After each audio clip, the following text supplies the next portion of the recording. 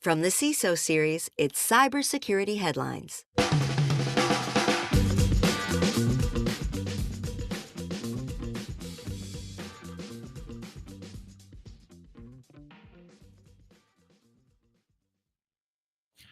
Salt Typhoon breaches National Guard. AI does phishing old school with invisible text. And 20 years on, maybe it's time to fix that freight train vulnerability after all. These are some of the stories that my colleagues and I have selected from this past week's cybersecurity headlines. And now we're looking forward to some insight, some opinion, and some expertise from our guest, Cyrus Tibbs, CISO at Pennymac. Cyrus, thank you so much for coming on, for lending us your wit and wisdom. I got to ask, though, how was your week in cybersecurity? Week's been great. I'm happy to be here. Thanks for inviting me. Just keeping one foot in front of the other, managing all of the old problems and all the new ones coming at the same time. Keeping a forward motion. That's all we can ask for in this day and age. The other thing we can ask for is a big thank you for our sponsor for today, which is ThreatLocker, Zero Trust Endpoint Protection Platform. Now, if you're listening to this show as a podcast, remember that next week you too can join our loyal band of vocal experts on YouTube Live. Do so, go to CISOSeries.com, look for that events drop down and find the week in review image. Click on it. You can join us and contribute in our chat, which is what all of our live listeners can do right now. We will do our best to address them in the show, but we always love having your commentary to help make this show better and maybe make us laugh along the way. And remember, you can send us feedback about the show, something you like, some reaction to the news, an angle that we didn't cover or consider, feedback at CISOSeries.com. Before we jump into the news of the week, just for a quick reminder that these are all Cyrus's opinions, not necessarily those of his employer, his staff, friends, family, or even nemesis. I'll go as far as to say, I just want to make sure that's clear before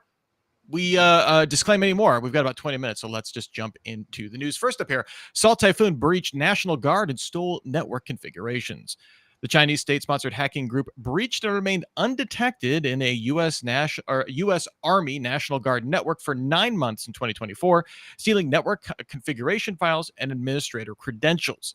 These could be used to compromise other government networks. The methods by which the group penetrated the National Guard network were not disclosed. We don't know the details of that, but Bleeping Computer states that Salt Typhoon is known for targeting old vulnerabilities in networking devices, things like old Cisco routers.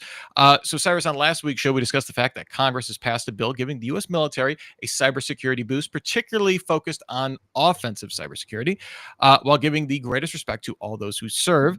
It can be somewhat worrisome when military organizations find themselves hosting foreign powers inside their systems. I'm curious, how can a threat actor stay undetected for so long, and what more could be done to prevent this or get even visibility into this problem? This threat actor is probably one of the most interesting ones to be following this year, between their presence in the telecom networks that was reported earlier this year, and now sort of a very similar pattern in the National Guard here. The vulnerabilities that they're known to exploit the network stack are pretty old. So that leaves us to, if there wasn't some kind of new novel way in, it is showing that, this is one of those basic blocking and tackling things that sounds simple, that's actually really hard for a lot of organizations to do. And I think a lot of organizations will focus on, they kind of maybe lose sight of some of their, network infrastructure and IoT, thinking that this isn't really the target. It's not where the data is, but it is a great place to set a presence.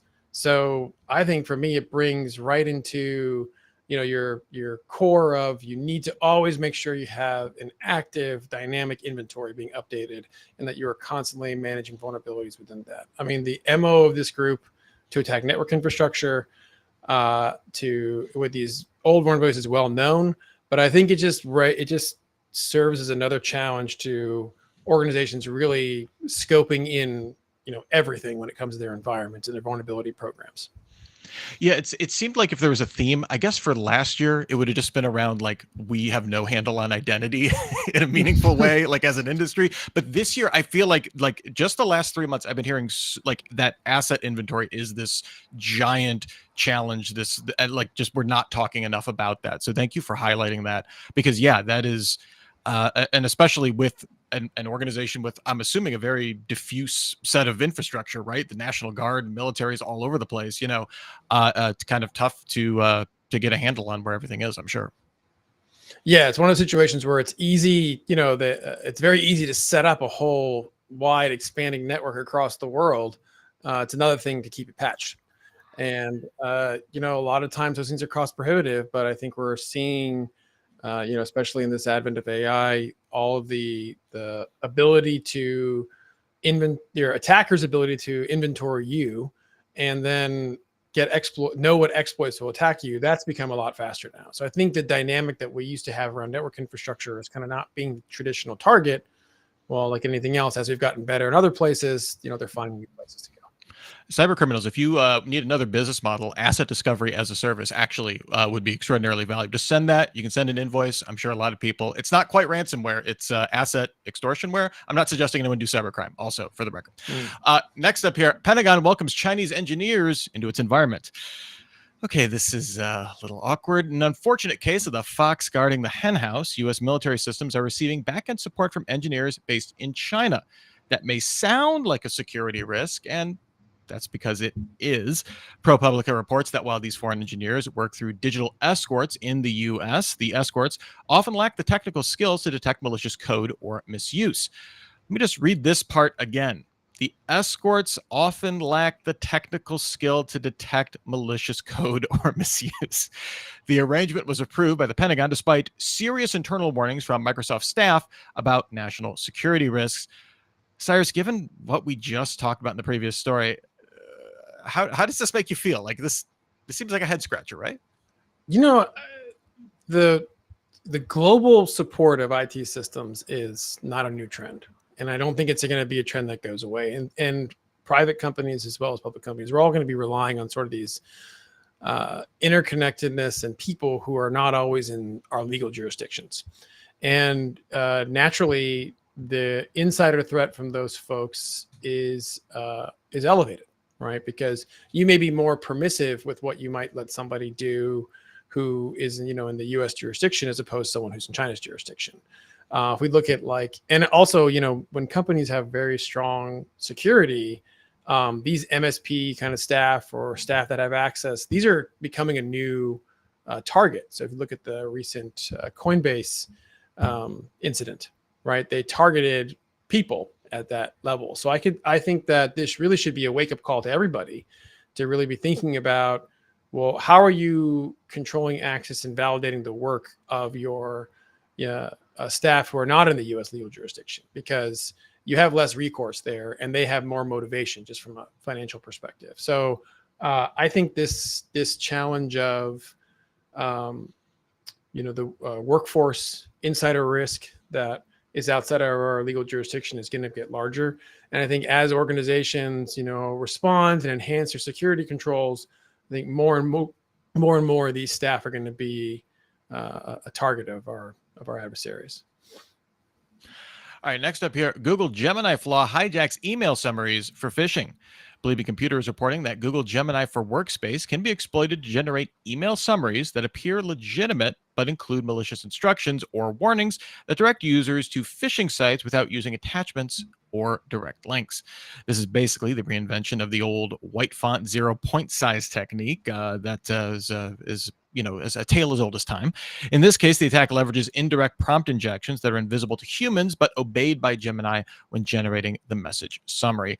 So this vulnerability is certainly not unique to Google. We've seen all sorts of prompt injection as kind of this whole new vector to kind of wrap our head around. It is once again, though, part of the old cat and mouse game between people trying to use these tools and threat actors. However, it's an easy leap between, 0 point white text to enormously powerful tools like Microsoft's Recall or AI-based transcription tools where similar techniques that include summarizations could be leveraged. I'm curious, Cyrus, what's your take on this? So I feel like these AI tools, we have to kind of view them the same way we would view like people in our organization. From a risk perspective, they do present an insider risk. They are presenting information, and they are kind of having this, non-deterministic response to things that they process. Personally, I feel like in the AI social engineering and in the AI injection risk that these things present, I don't think I think we have to cede the ground on trying to detect these things, and we really need to rely on guardrails at the next level. I don't think that the traditional ways of phishing, I don't think we can build enough security detection models for the variety of these types of phishing attacks we're going to see, and these types of injection attacks we're going to start seeing.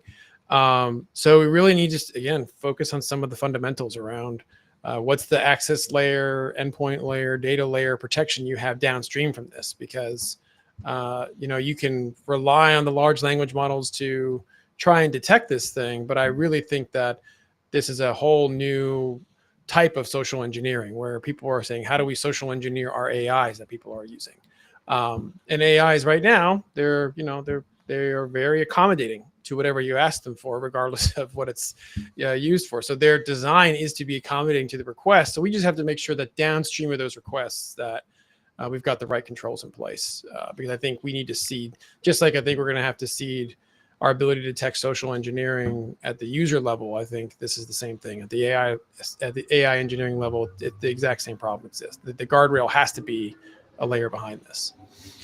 I have to imagine that's an interesting, perhaps difficult conversation to have, though, with an organization where we want these AI tools so we can be more productive, we can move faster, right? Like that's the whole point. We can scale stuff, we can get that hockey stick productivity growth, and to come in and say, well, actually, we need to implement these guardrails. We need to have either more humans in the loop to when we're talking about output verification or just something in that loop. Again, treating them like employees. I've heard it treating them like junior staff members, right? Like that kind of idea of that's the kind of risk profile. I imagine that's a tough to get some buy-in when all of these tools are being sold as this is going to, take you to the moon, unlock new things for you, right?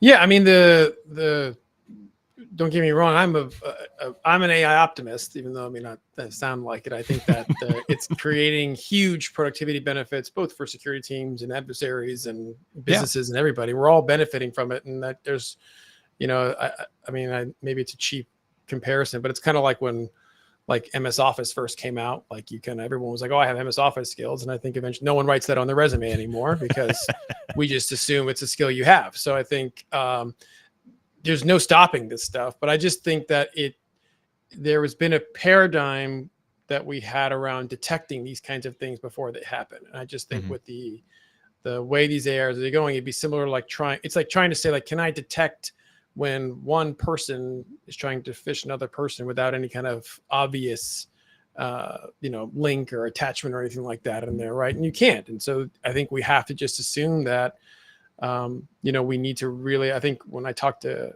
other CISOs, everyone's like, yep, I'm doubling down on access control and endpoint control and data controls, because, this is kind of you're going to have this kind of large scale spear phishing and AI ingestion and prompt attacks. And this is going to be the wave of the future. And so I think we have to all prepare for it and just think about it from the loss events that it can occur and work backwards from those to see how do you make sure that you get the human in the loop in the right places, so that, you can't have a automated loss event from an email from somebody, All right. Well, before we move on to our next story, I have to spend a few moments and thank our sponsor for today, ThreatLocker. ThreatLocker is a global leader in zero trust endpoint security, offering cybersecurity controls to protect businesses from zero-day attacks and ransomware. ThreatLocker operates with a default deny approach to reduce the attack surface and mitigate potential cyber vulnerabilities. To learn more and start your free trial, visit threatlocker.com/CISO. That's THREATLOCKER.com/CISO. Just want to acknowledge everybody in the chat. TJ, I'm glad you are here, made some time to be here. Schmooze, thank you. And Kevin Farrell kicking us off here. Of course, the big boss man, David Spark, in there as well. Always fun to see people in there. Yes, Kevin Farrell, you caught the pumpernickel moment of the week. Our next story here, this is probably one of my favorite ones of the week here. So, Cyrus, I can't wait to get your take on it. AAR pledges to start fixing 20-year-old train vulnerability next year. The technology that allows the front of a train and the back of a train to talk to each other in order to discuss issues like, stop, is apparently woefully not secure, according to CISA, an organization that would purportedly know about such things. There's no authentication or encryption between those 2 points, which could allow a threat actor to send rogue break control commands to either end of the train. This was discovered by researcher Neil Smith way back in 2012, and in the intervening 23 years, no action has been taken. The Association of American Railroads has said it's as pursuing new equipment and protocols with a start date projected by 2026. Don't worry, though. Only about 70,000 total devices need to be upgraded. So, Cyrus, sounds a lot like the railroad industry has been working on their lobbying all the livelong day. A comforting fact as we wait for, at crossings with cars full of oil and molten sulfur to pass by at 60 miles an hour, just a variety of nightmare scenarios I could think of. But I'm curious, why does infrastructure always seem to get passed over when it comes to, I wouldn't even say proactive security, but just basic security practices? I feel that this really dovetails into a lot of the challenges we see in the IoT world in general. Mm-hmm. The IoT world is very loosely regulated. The software written is generally written to solve a specific physical problem, and the people who maintain that technology generally aren't thinking about this sort of like long-term cyber problem. This is one of those things where I think the original designers of this probably just assumed security through obscurity and saying, well, you'd have to be on the train and you'd have to, that person would also be at risk. But I think when you take a step back and you realize, I think this is just like a major failing of our regulatory framework to enforce these kinds of controls, because this is a perfect example of the technology was developed in such a way to sell it, but not to maintain it. And without the right, regulatory framework to get these IoT providers to provide that long-term support, as well as the people who purchased it to ensure that these systems have a way of being patched, I think we're stuck in the IoT world where we basically have to kind of go back a little bit to the walled garden mindset of how do you build walls around these things to effectively put kind of overlays and protection on them. I mean, I think the risk of something like this is so tremendous that, the private sector really isn't going to respond to this until we have major incidents start occurring and it starts costing them real money. But right now it hasn't really cost a lot of money at this point. It hasn't come to fruition. Now, I mean, I don't know if publishing this stuff so widely will encourage that to occur, even though it's been around for so long. It's super concerning to me that what we see in the IoT space, and I think that once, as more and more things are IPv6 and more things are being driven by IoT, you'll start seeing these major loss events starting to occur when they're targeted, and hopefully we respond in kind to start ramping up the security and compliance and patching and requirements around things like these, because I just think this is just a blind spot kind of worldwide. Yeah, it's I can buy the security through obscurity. I highly suggest you read all the details about this. We'll have the link to it in our show notes. But security through obscurity, not acceptable. But like I can understand that mindset. But this has now been vulnerabilities that have been discovered by multiple researchers, presented at things like Black Hat, where there's a lot of visibility into them. So it's like that is no longer the case. And yeah, it's one of these things that I don't know. I don't know how you get more visibility than presenting something at Black Hat where, there's a ton of mainstream press coverage. That just shows you that, like, even the awareness of something like this isn't enough on its own to drive the people who own these products to design them in a way and thinking about kind of the worst case scenario. All right. Well, next up here, WeTransfer says we apologize over terms of service Gaff. The popular large file transfer service raised the ire of many of its customers this week when they interpreted a clause in the terms of service legalese to use customers' content. This is probably because the clause said, you grant us license to use, reproduce, modify, create derivative works of, and publicly display your content. Now, this may have simply been awkwardly written copy, written by awkward contract lawyers, or maybe by ChatGPT itself, but it still represents the slippery slope of companies everywhere wanting to train their, just trying to get hands on customer IP at the end of the day. But as the Register points out, the furor underscores the public's distrust of companies in general. I'm curious, Cyrus, do you think that companies should have better judgment in terms of should have better judgment when it comes to like, hey, this is a AI gold rush, but maybe we don't want to make all of our customers mad at the same time? I think traditionally what we've seen in that it's been a selling point in your technology architecture to make sure that your data is protected. It's your data. And products have typically leaned into that. So if you're buying a SaaS product, they want to assure you like, okay, you have your tenant and we have some encryption in place to make sure that your data is not being mixed with other people and the wrong people don't have access to it. There's lots of assurances around that. But I think in some technology markets, there's a real motivation to suck up your customers' data to make your AI more effective. I think we saw this with Slack had done a thing where they had changed their terms and conditions and then sort of changed back. And I think that, organizations, especially ones that have really sensitive IP, need to be very careful in their contract language and the agreements that they enter with these companies to really be aware of how your data is being used.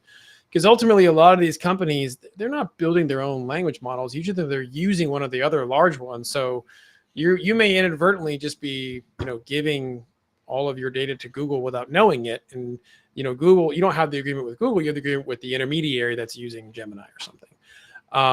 So I think it's really important that, companies explicitly have contract language and data protection, data privacy riders in their contracts that really outline what's acceptable and start with a stricter approach of like, okay, I want to, I don't want you to have any of my data. I don't want to train any of it, and see what the lawyers of these companies come back with. And that will help you. So instead of trying to read through all their legalese, when you're engaging in a contract, provide them yours and see what they come back with and see what you make. Because it is going to be a really difficult balancing act because it's not one of those loss events where the loss event happens right away by doing the wrong thing. This is something where you may train it over years and let down the line, all of a sudden someone's got a process here. And I love Shmooz's comment on this, that this is the part of the service in AI and shitification of the world, if I can say that on the podcast. Well, I assume that's an acceptable term in cyber. Yeah. I think that's in the Oxford English Dictionary. So we're although I guess all swear words are. So, but no, totally. Yeah, the idea, I kind of like that, almost that optimism, right? Of like, usually like whenever I think of B2B, contract things that have consumer facing repercussions, right? It's like you, as a consumer, you have absolutely no interest in that, but like maybe there is some, as a brand, as a company, you can do that on behalf of your users. Because I didn't even think about that. Usually I just assume lazy lawyers trying to give themselves the broadest possible, like never assigned to malice what can be assigned to by overly broad lawyering. But yeah, the idea of, maybe this is actually coming from one of their partners. They're working with one of the more one of the foundation models, right? And so they want as broad of access. And so, I could definitely see that as a, an effective marketing, kind of how Apple's whole brand is privacy. Someone else using a similar thing of, hey, we're going to advocate for you and not get pushed around by B2B. Easier said than done, for sure. And TJ, that signed agreement is on me. Didn't read it entirely. I will point you to a South Park episode for more information about that. All right. And our last story of the day, Google says Big Sleep AI tool found bug that hackers planned to use. Google says its AI agent Big Sleep discovered and thwarted a critical SQLite vulnerability before hackers could exploit it, marking what it claims to be the first time AI has actively blocked a zero-day attack in the wild. The tool was developed by Project Zero and DeepMind and found multiple real-world bugs since November when it debuted, and is now being used to secure open source projects. So, here we see AI working for good as a, kind of a zero-day defensive layer, I guess. Cyrus, I'm curious, what are your thoughts about this? I think when I think about like the new, generative AI, the vulnerability lifecycle space is probably the space that scares me the most. I feel like what Google is starting with here is showing how AI can discover vulnerabilities. And I think the automatic discovery of these vulnerabilities in code, the writing the exploitive code for it, having that operationalized, I think that time frame is going to be dramatically compressed. And if we think back to how much of our software that we run is written on like non-memory safe coding languages.